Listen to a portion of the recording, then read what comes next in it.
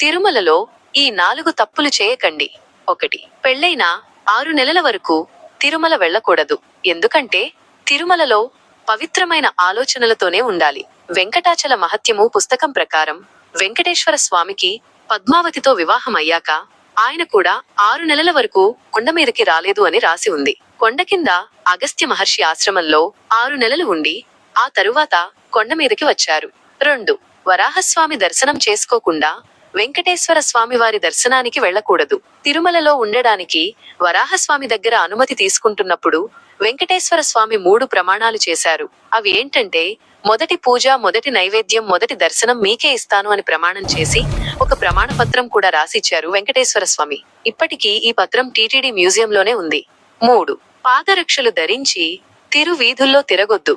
ఎందుకంటే ఆ కొండంతా అత్యంత పవిత్రమైన సాలగ్రామ శిల కాబట్టి. 4. తిరుమల కొండ మీ పువ్వులు ధరించకూడదు. ఎందుకంటే తిరుమలలో పూసిన ప్రతి పువ్వు స్వామివారి కైంకర్యం కోసమే. ఈసారి తిరుమల వెళ్ళినప్పుడు ఇవి తప్పకుండా పాటించండి. మా కంటెంట్ నచ్చితే మా ఛానల్ ని సబ్స్క్రైబ్ చేయండి.